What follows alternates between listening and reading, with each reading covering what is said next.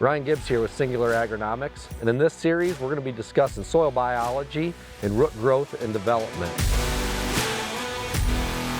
So I like to plant oats like cover crops to be a host for mycorrhizal fungi. In this episode we're going to talk about best practices for early root growth and development through soil management. We're going to discuss soil testing, nutrient management, adjusting pH and calcium, tillage and residue management, and compaction. First thing I'm going to talk about is soil testing. Soil tests should be done every 3 to 5 years at least. I like to pull some yearly just to kind of see where we're at, and we manage nutrients based off that. Now, it's not a Bible. Do not utilize it for everything, as you know, it is what you have to do. The best thing you can do is go out there with a shovel. Put your feet on the ground, see what's going on out in your fields, because a soil test might not be able to tell you exactly everything that's going on. Learn how to read a soil test.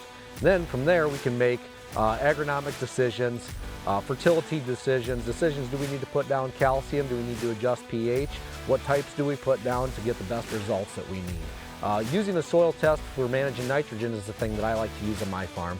We'll pull soil tests about V4, V5, overnight ship them, and then get a soil test done so we know roughly how much we've got out there, and then we can make adjustments based on what we've already applied, what type of rainfall we've got, how much rainfall we have yet to get based off of our location, and make best decisions on that, on what to side dress, how much, not just nitrogen but nutrients and micronutrients as well with that.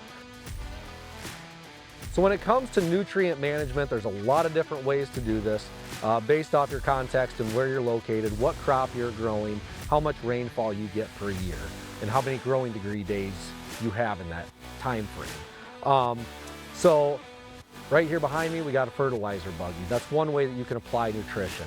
We tend to do a lot of liquid on our farm. We don't run any anhydrous, so all of our nitrogen is through liquid. We got a double liquid system on the planter, so we're running biology and furrow, we're running nutrition out the back.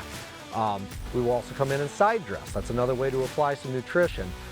Pull soil test, pull sap analysis, tissue test, gives you an idea of where the plant's functioning and what it might be short in or excessive in. A lot of different ways to apply it. Like I said, fertilizer buggy, Y-drop, planter, foliar feeding, and then it comes back to timing.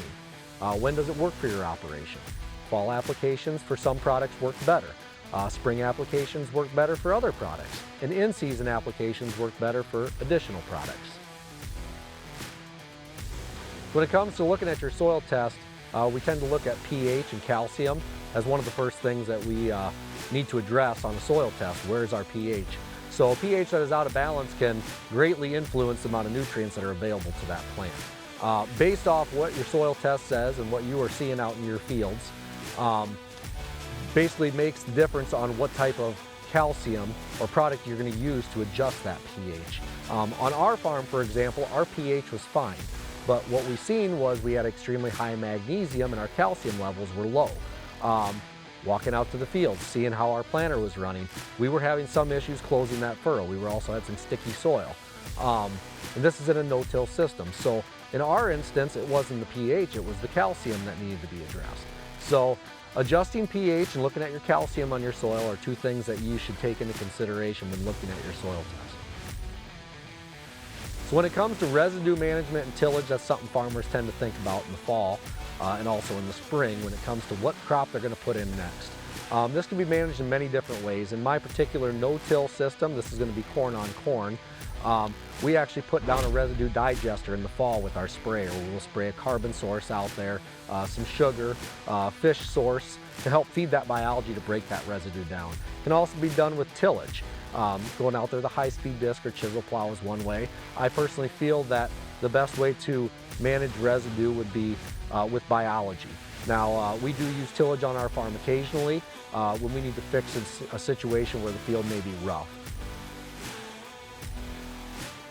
Compaction is one of the things that can affect root development. There's a lot of ways to address compaction.